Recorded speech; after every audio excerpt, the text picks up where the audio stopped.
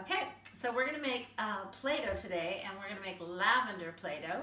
So we need flour, salt, oil, and some lavender oil.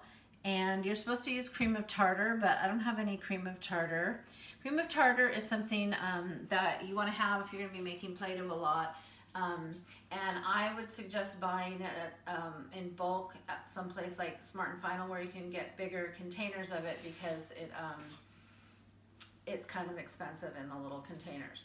So, but we're not going to use cream of tartar in this recipe. So we're going to use 2 cups of flour, and we're going to use 1 cup of salt. And we're going to use 2 tablespoons of oil, vegetable oil.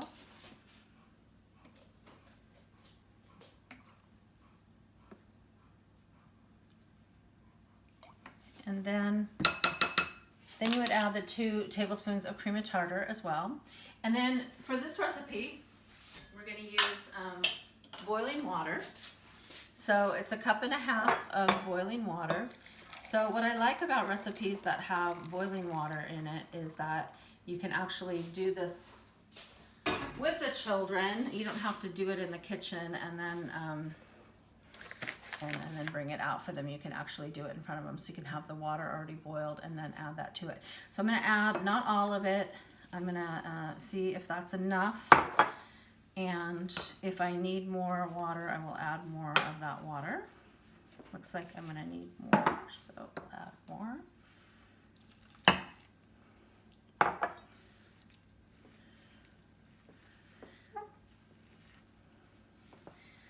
So what the cream of tartar does for your Play-Doh is it will make it last longer. It'll make it just stay fresher and kind of last longer. But I'm not going to be using this with children, so it doesn't really need to last that long. And as soon as you get it all mixed up, and it's the consistency you want it, you can start kneading it. Want to get all the lumps out of there, all the dry flour mixed up. And you don't want to add the oil, the essences, or the extracts that you use until you're kneading it, because you don't want the scent to be evaporated away. So this is a little sticky now. I added too much water, so I'm going to add a little bit more flour here. And I'm going to start kneading it.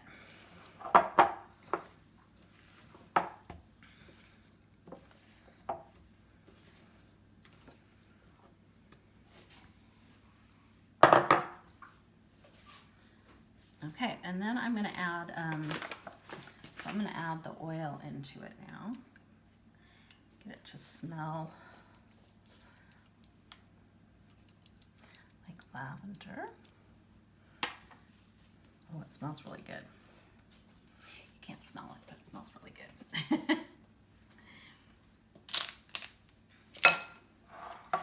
All right, so when you have your Play-Doh all made, I'm going to add a little bit more flour. It's a little sticky still. So with this recipe, I don't really want it to be sticky. I want it to be nice for them. But in some recipes, you can put little shakers of flour out for kids to add their own flour to it. If it's a little sticky, then they can add the flour to it. Okay. So then you want to give them a space to work on. So I wouldn't give it, so this is one recipe, and I would divide this up probably around, 4 kids would have this amount to play in. So setting it up for 4 kids, give them some dough, and then you want to have some tools for them to play with. So I don't have my Play-Doh tools with me here, but I did find some things in my kitchen, like pie crust roller. So things that roll are really good. So if you have any pizza cutters or things like that, then that's kind of nice. And this is for making pie crust, so rollers are good. And then anything that they can use to cut the Play-Doh is good, or make some impressions in it. So that kind of thing. Then you also want to give them, oh, I have a little spatula too. So lots of good tools for them to use. And then some little cookie cutters you might want to put out for them to use as well. And I do have some things, so if they start to kind of want to like make cookies and that kind of thing, you can put out little muffin tins or little baking things. But what I wanted to put out along with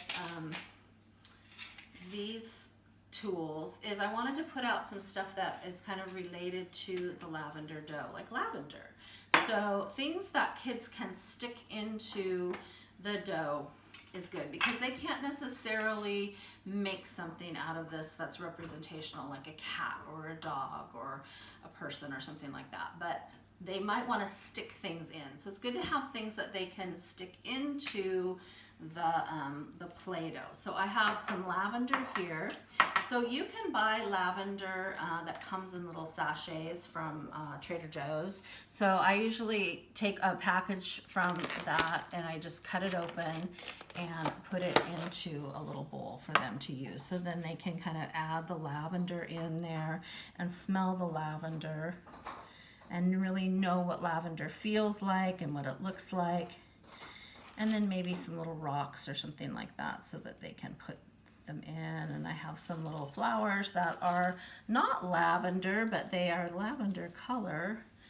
And then some lavender as well. So things that they can stick into the Play-Doh are kind of fun for them to do. Then also they might just want to manipulate the dough and play with it as well. Then I think it's important to think about incorporating literacy. And usually when I give this assignment where students have to do a dough setup, I have them come up with a way to incorporate literacy into the activity. So I didn't really have any books at home with me, so I made a little book. So this is something that you can do if you don't have a book that kind of ties in with your dough setup that you're doing, then make your own book. So my printer is not working very good, but I just made a book called Lavender. And it's just some simple things about lavender. Lavender grows in fields. Lavender smells good. Smelling lavender feels very relaxing. Lavender is a pretty color. Butterflies love lavender. Bees love lavender. And I love lavender. So that's my book that I would probably read before we went and played with the lavender dough. That's my literacy incorporation. And then the children could come and play with the dough and manipulate it and add things to it. All right, thanks a lot. Bye.